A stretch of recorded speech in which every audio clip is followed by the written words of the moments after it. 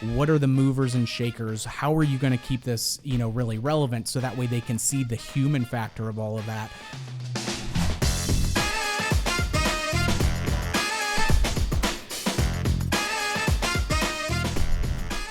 Hi, I'm Russ. And I'm Danny. And this is the Memory Makers Podcast, The show that helps you create amazing customer experiences and make more memories.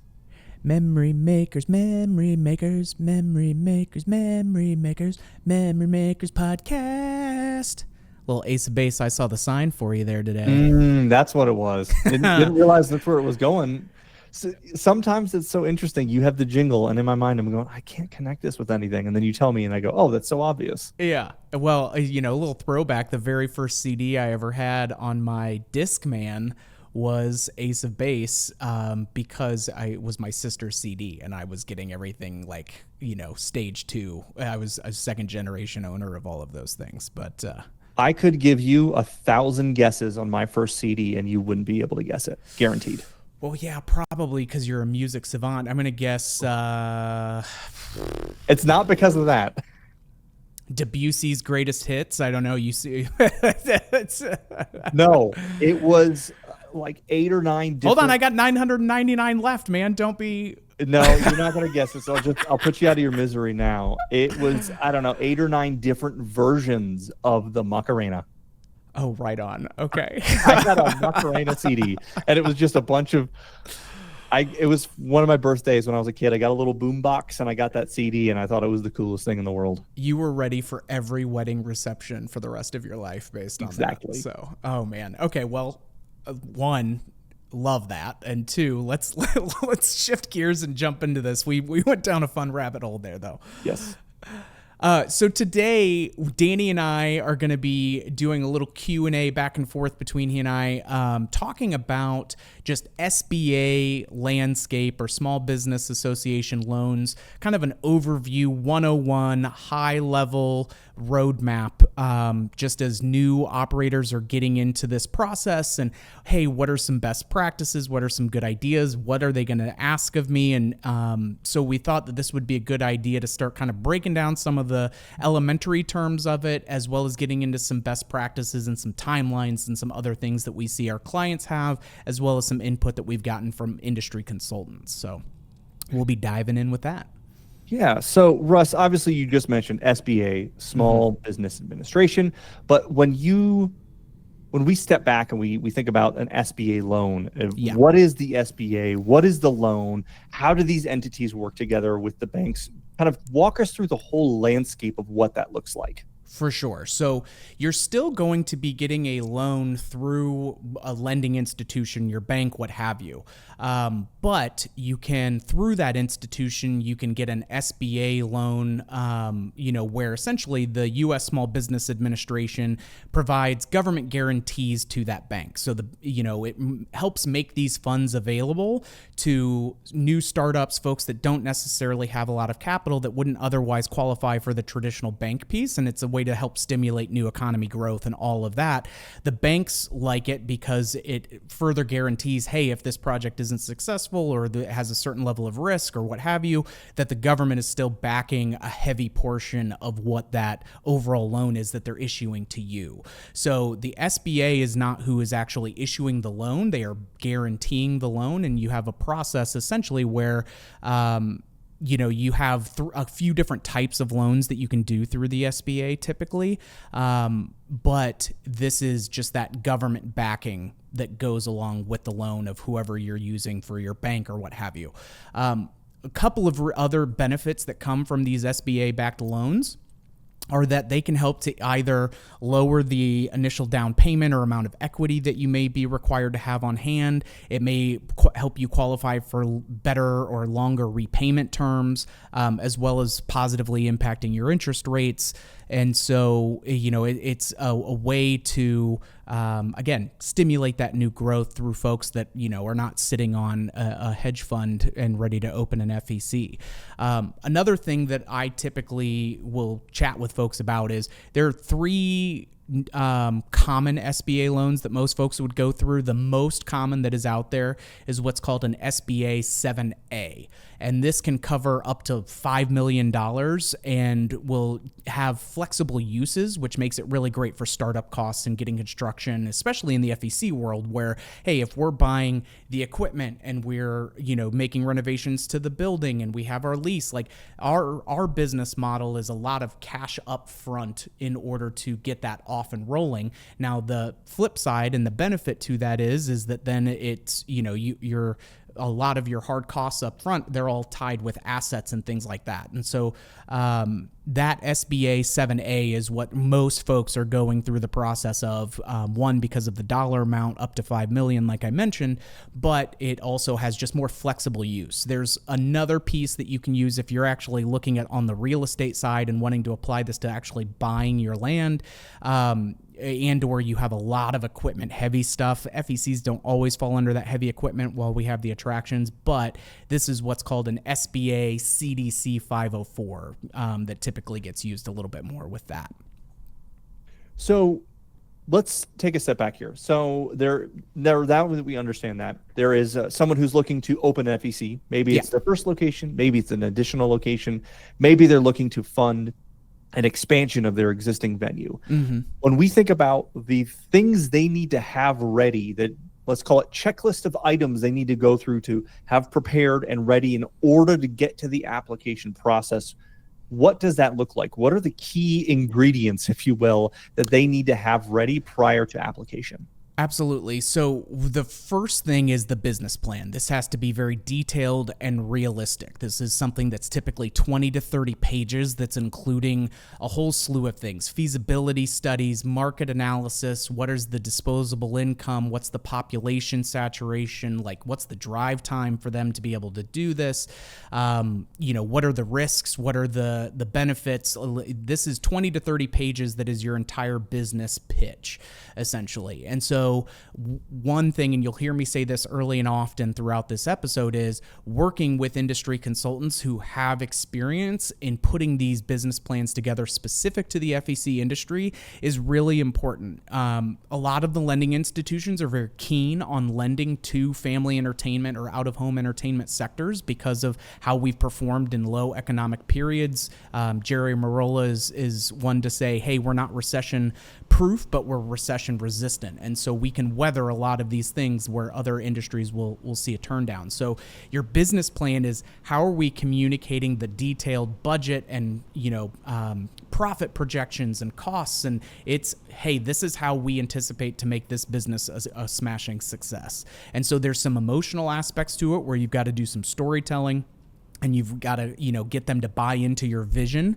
But there's a lot of the detailed numbers of, hey, this is what we expect to have in payroll and rent and utilities and all of the things. So that way they can see, one, check it against other clients or comps that they have to see, hey, is this person actually accurate in what their, earning potential is based on the number of people that they can serve and the number of attractions and all of these things. So that 20 to 30 page document is mission critical when you're going to get into the application for the loan, because the lender needs to be able to see that and the board needs to be able to see that, because it's your numbers and cents and your kind of emotional key distinguishing factors that you have as well.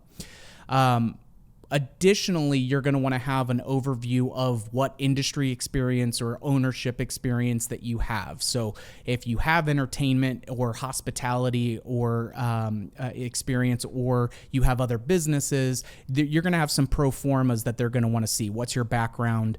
Because if you've never done anything like this before and you've never, owned anything or had to run a business, it's hard for a bank to justify then, lending you a certain amount of money if they're not confident in your ability to take that and steward it responsibly. This can vary, but at a minimum, typically what I've seen folks discuss is from a credit score standpoint, you're going to need to be in that 650 to 680 range as a minimum, but the higher the better, obviously, when it comes to that.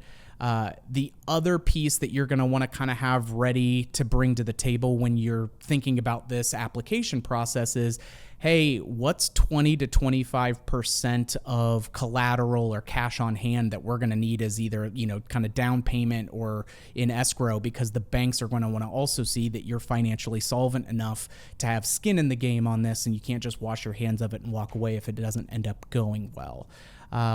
And like I said, you'll have some other things in your business plan, like projections for your revenue and licensing and zoning and kind of insurance and overviews of those kinds of things. But that business plan, what your industry experience is, what's your credit score, what kind of cash on hand are you going to need to bring to the table prior to, submitting that application. Those are some good high level areas for you to have in mind.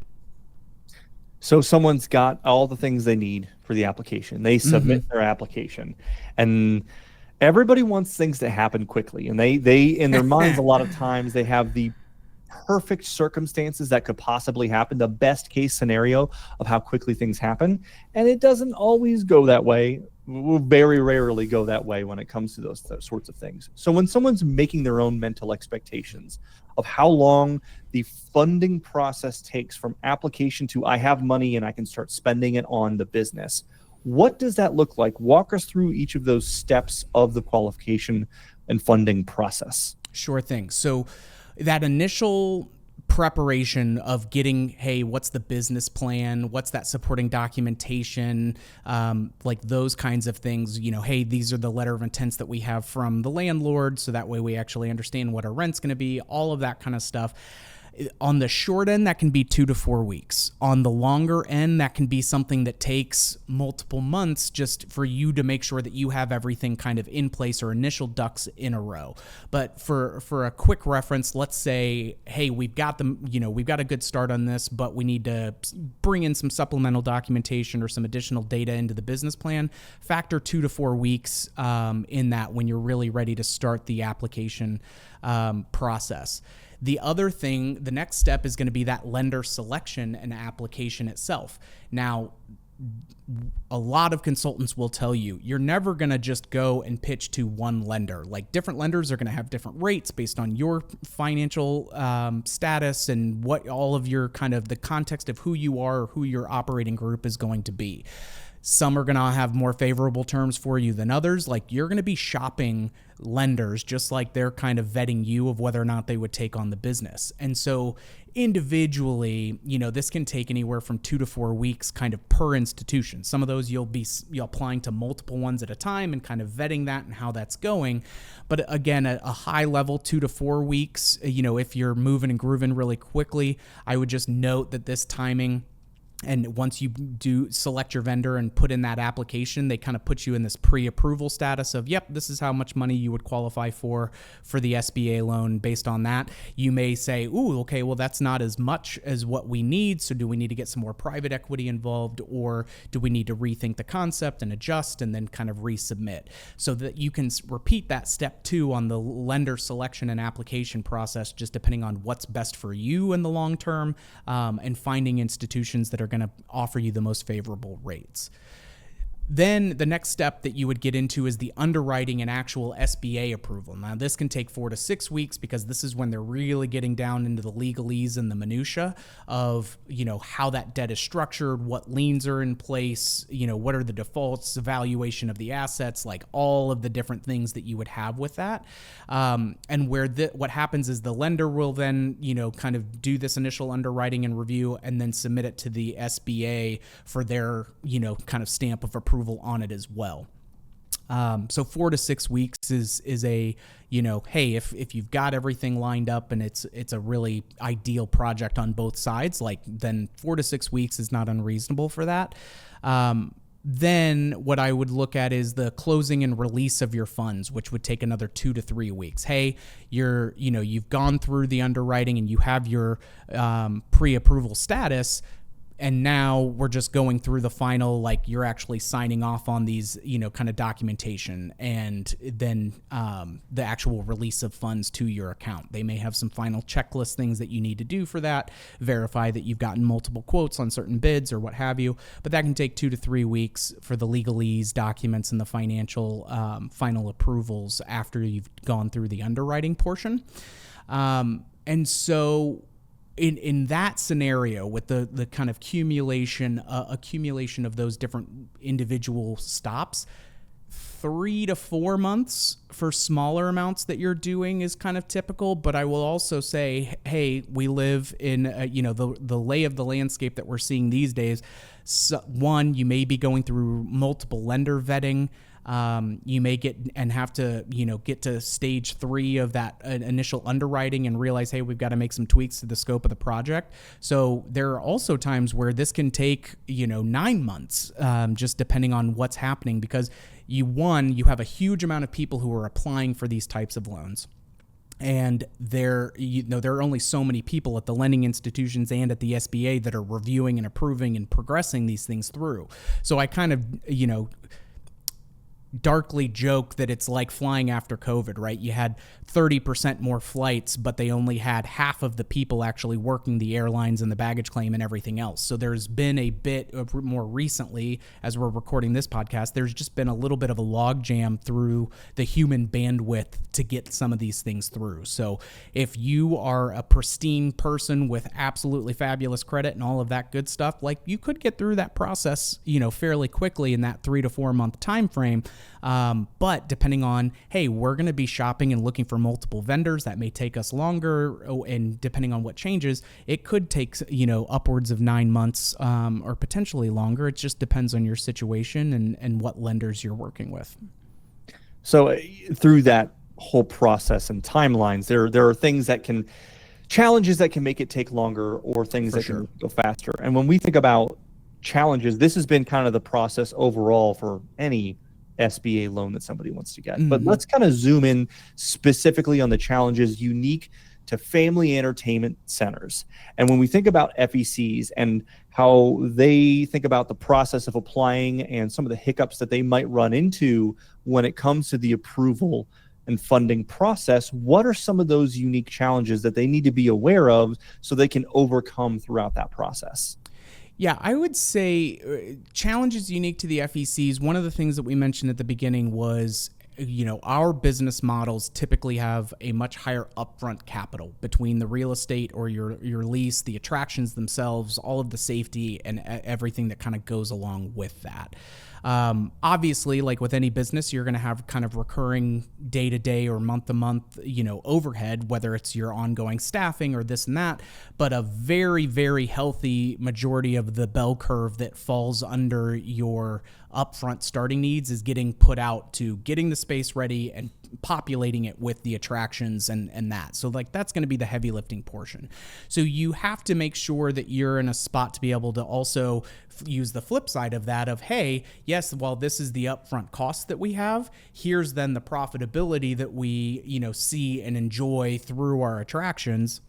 And how that then, what our, once we're up and running, what that true actual overhead is moving forward is, much more manageable in a lot of situations. And so, making sure that you're finding the yin to the yang in some of these challenges is there.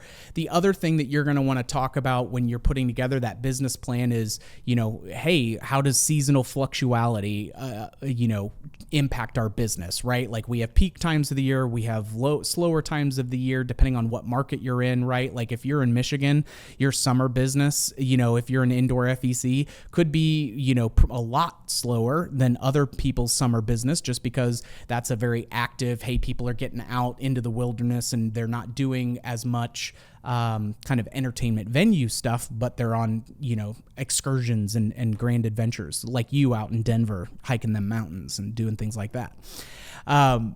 Another piece that you really want to make sure that you qualify for, especially if it's a lending institution that hasn't done a ton of work with family entertainment center projects, is just helping them understand, hey, what are the slip and fall risks or the insurance risks that can typically come with these types of attractions? How safe are they? Because some people may see high ropes courses or axe throwing and go, oh my gosh, well, but now you've actually, done your due diligence. You need to populate this with, hey, based on these attractions, like these are the typical incident rates that are seen with this.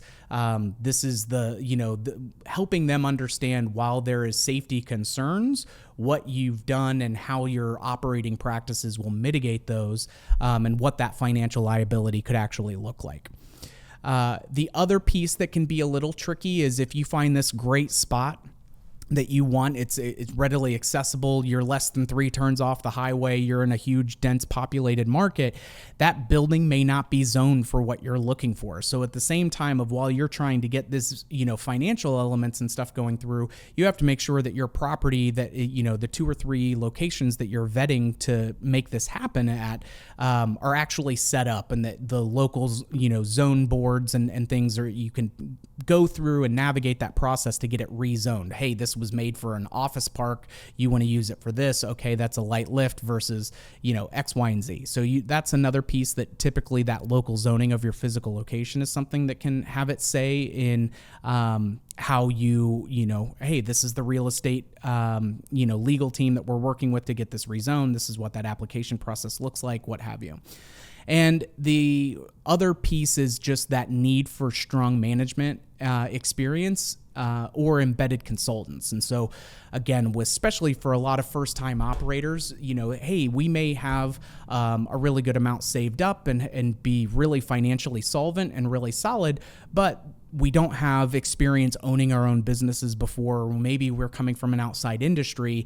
Having folks that are on your team that you can highlight in that business plan as well of, hey, this is the industry expert, that we brought in. They've done 350 some odd projects over the last, 10 years, right? Like you have some of their CVs and bona fides that you're bringing in.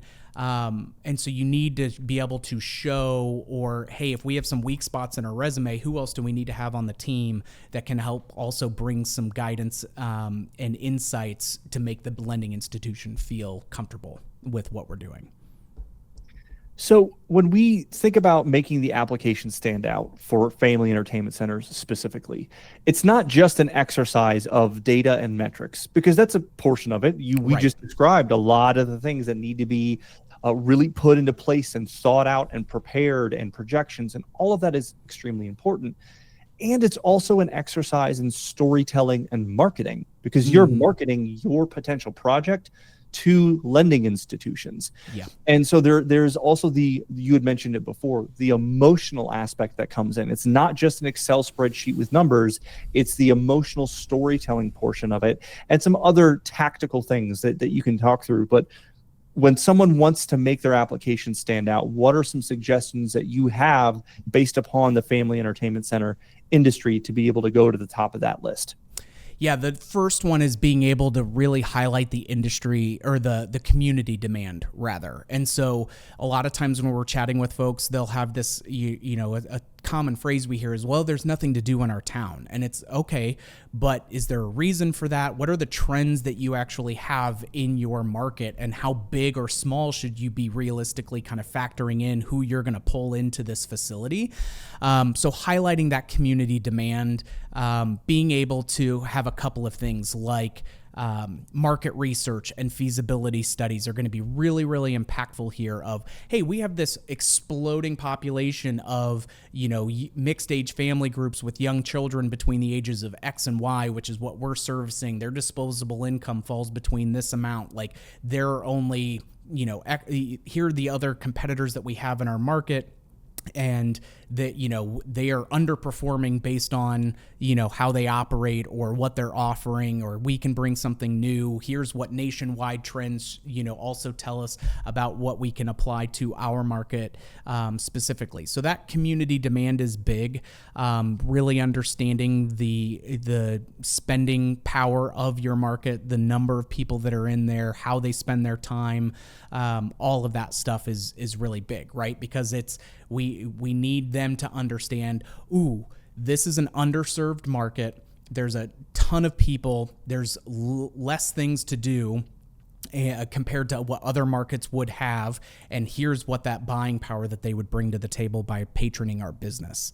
Another piece that really helps the application stand out just from an emotional standpoint, as well as some people, and Danny, don't let anybody get offended by this, but some of our spreadsheet lovers, when they're numbers, and numbers people, like, they don't necessarily know what how all of this stuff translates of, like, you want how much money to do what? Why can't you just do a this or that? Like, sometimes you get some people in there who are naive. And so by being able to show them, hey, this is the level of kind of what the experience is going to be. This is some of the visual aspects that we have, or floor plans and breakdowns for our FEC concept. So they can actually start to see this and walk themselves through what this business is actually going to be. I would also include, when you're putting together this application, your pre-lease agreements or letters of intent that you may have with a couple of locations that you're vesting. The other thing that I would look at is what interest do you have from key community leaders, right? So you're working with this bank that's not your local, kind of farmers union bank, but the mayor and the town economic development, committee is, here are all these folks that are movers and shakers in our community who also have a vested interest in bringing something like this to our community. Again, shows that demand, but also shows that you are connecting yourself with the people who are going to be able to help you stay a successful business and service this market. A really good marketing strategy and launch plan, showing folks, hey, we're not just going to be finishing this project and then opening the doors and kind of flying by the skin of our teeth. We're going to have this as our ramp up build, in order to build up excitement as we're under construction. This is then what we're going to be doing for our soft openings. These are the type of community events that we're going to be hosting in order to have a really great launch and get out the word out to as many of the influential people as we possibly can. And then also, how are we going to continually reinvigorate that base to come back through marketing and whatnot? And the final piece, in order to make the application stand out, that I would always encourage folks to do is use conservative revenue estimates and overestimate costs. So that way, and highlight, hey, this is the typical range. We're actually planning on this, for revenue. If they say, hey, you're going to make $350,000 on average through this laser tag attraction, we're gonna structure our business to plan like it's only gonna do 200 or it's only gonna do 275, right? And telling them how you are, hey, here are industry best practices and standards numbers. We're actually, banking and planning on more conservative numbers. Hey, this is what typical construction costs are doing. We've actually, accounted for 30% more for the whoops-a-daisy or curveball kind of stuff that comes in there. So that way they see that you are a planner who is, can have something that's financially solvent if it doesn't perform as projected, and that you're building in certain wiggle room and flexibility into the budget, because stuff just goes hinky when you're operating and constructing and doing all of that stuff. So those would be the key pieces in order to help that out. Emotionally, how does it tell the story? What are the movers and shakers? How are you going to keep this, really relevant, so that way they can see the human factor of all of that? But on your dollars, and also, if your house is worth $200,000, don't say it's worth $700,000, because yikes-a-rama, that's an easy thing for them to vet and immediately take you out of consideration. So always be conservative on what your revenue is, and be overly cautious on what anticipated costs could be.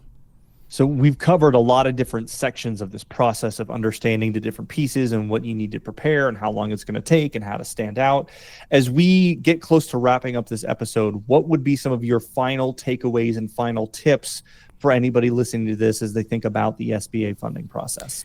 Yeah, I would just say start early and stay organized. And so, as you're kind of putting together these different pieces, like having a centralized folder that you'll eventually make available, with your business plan and your subsequent documentation and supplemental pieces, all of that stuff, keeping that organized, and doing the early vetting stuff of what and how that's going to work.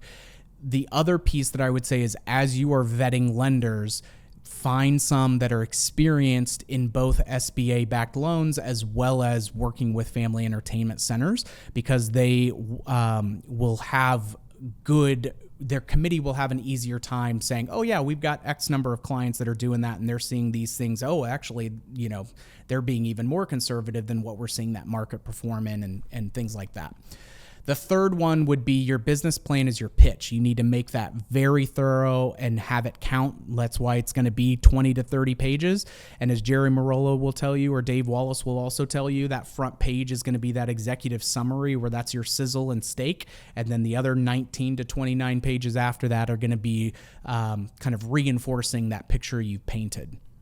And then the last two pieces. One, realistically be ready to have 20%, 25% of equity on hand for these kinds of things. Banks are not going to just lend you all of the money if you don't have collateral or skin in the game. And along with that, do not go it alone. There are so many fabulous folks, whether it's Jerry or Dave Wallace or any of the Pinnacle folks. Like, there's a slew, trifecta. All of those four groups right there have done thousands and thousands of locations between them. They are all, really, really good at what they do. And again, gives you a much better security in vetting that you're bringing the right data, that you're formatting it in the way that's going to put you to the top of the stack and have people chomping at the bit, and also keep you from falling into some of the trappings of, hey, this term is fine, but the repayment length, the term is fine, the interest is nuts. And so we need to be, cognizant of that. And so the last thing that I would recommend to folks is, even as you're going through the SBA process, you're going to have these vendors and partners that you're working with of, hey, what does it cost to do mini golf? Or what does it cost to do go-karts? Or what does it cost to do these different things? And you're going to need proposals from them for your business plan, and everything else is helping keep your vendors well informed of what the lead time is or where you're progressing through the process, just because it also helps them provide additional pieces of information, whether it's best practices on the operations side or, hey, all of these things. Like, we all have a ton of clients who go through this process, and they all have different things at different times that they need to help either make the pitch better or have some supplemental pieces of documentation that go along. And so we are all more than happy to arm you to the teeth with good info and resources to make that as smooth and short of a process as possible. Well, that seems to me to be the perfect place to wrap up with a lot of really helpful information, wouldn't you say? I mean, I'm the one given all that info, so I hope I do. But, no, and this is by no means this tells you everything that you need to know, but it's just, and if you haven't done it before, you don't know. And so this hopefully will help to serve you guys with just a little bit of what are the main mile markers and how do we start tackling this, and what kind of information do we need to start pulling together, and what partners should we start engaging with to go about it. So with that, we've got more awesome content coming your guys' way through the weekly episodes. So come back again to hear, the next episodes, and keep lowing and growing and learning is what we meant to do with that one. Excellent. If you liked what you heard today and you like hearing us mix up words like that, don't forget to subscribe and leave a review. We always appreciate that 5 stars. If you've got ideas for future episodes, topics, guests, anything like that, follow us on social media, send us a DM. And as always, big shout out to Mikey Mike working the 1s and 2s on the Ultranet for us. And thank you all for joining us, and we'll see you on the next one, Troublemakers.